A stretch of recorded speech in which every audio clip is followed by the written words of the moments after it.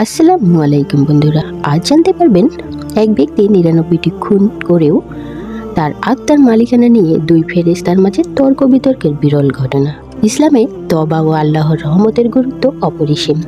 কোরআন ও হাদিসে বারবার উল্লেখ করা হয়েছে যে আল্লাহর রহমত সীমাহীন এবং সত্যিকারের অনুতপ্ত ব্যক্তি যদি আন্তরিকভাবে তওবা করে তবে আল্লাহ তাকে ক্ষমা করে দেন। আজকের ভিডিওতে আমরা এক ব্যক্তির ৯৯টি খুন করা এবং তার আত্মাকে নিয়ে যাওয়ার জন্য দুই ফেরেশতার মধ্যে তর্ক বিতর্কের ঘটনাটি আলোচনা করব। একজন ব্যক্তি ছিল যিনি ৯৯টি মানুষ হত্যা করেছিলেন। তিনি এমন এক পরিবেশে বসবাস করতেন যেখানে অপরাধ প্রবণতা বেশি ছিল এবং এটি তাকে ধারাবাহিকভাবে খুনের দিকে পরিচালিত করেছিল। মানুষ হত্যা করাই ছিল তার নেশা। তিনি নামাজ আদায় করতেন এবং আল্লাহর প্রতি তার কোনো ভয়ভীতি কাজ করত না। তিনি কোনো ডাকাত, সৈনিক অথবা এমন কেউ ছিলেন যিনি রাগের বশে বা অপরাধমূলক কার্যকলাপের অংশ হিসেবে এসব হত্যাকাণ্ড ঘটিয়েছিলেন।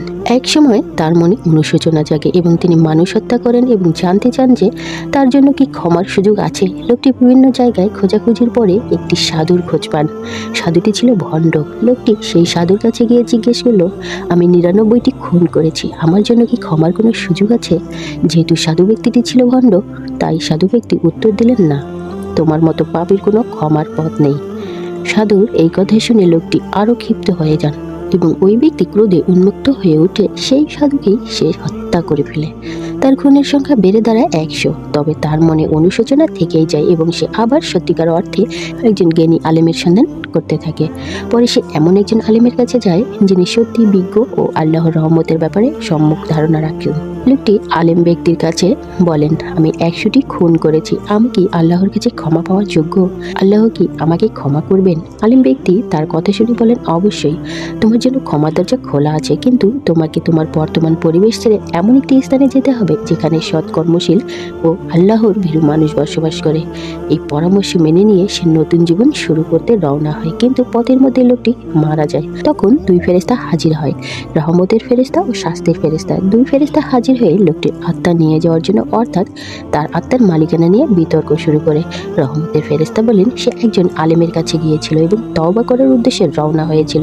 সে যত পাপই করুক না কেন, লোকটি তো ভালো হতে চেয়েছিল, তাই তার আত্মা আমাদের অধীনে থাকবে। অন্যদিকে শাস্তির ফেরেশতা বলে, না, লোকটি তার জীবনে অনেক খারাপ কাজ করেছে। সে যতই আলেমের কাছে যাক, যতই কিছু করুক, সে এখনো ভালো হয়নি, সে এখনো তার গন্তব্যে পৌঁছায়নি এবং সে এখনো পাপী, তাই তার আত্মা আমাদের প্রাপ্য। এই বিতর্কের সমাধানের জন্য আল্লাহ তাআলা নির্দেশ দিলেন, পরিমাপ করে দেখো সে কোন স্থানের কাছাকাছি আছে। যদি সে সৎকর্মশীল এলাকার কাছাকাছি থাকে তবে তাকে ক্ষমা করা হবে।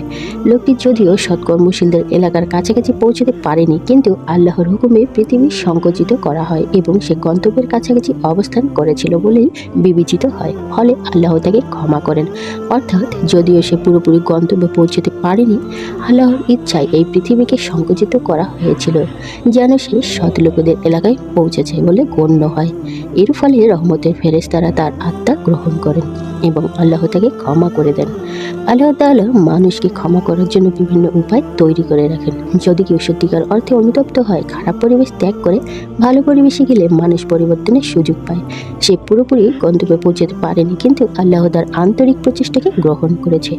যদিও লোকটি গন্তব্যে পুরোপুরি পৌঁছায়নি, আল্লাহর বিশেষ রহমতের কারণেই সে ক্ষমা পেয়েছিল, যত বড় পাপই হোক না কেন।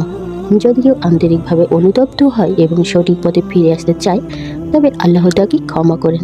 এই ঘটনা আমাদের শেখায় যে আল্লাহর কাছে কখনো বন্ধ হয় না, তবার সুযোগ জীবনের শেষ মুহূর্ত পর্যন্ত আছে।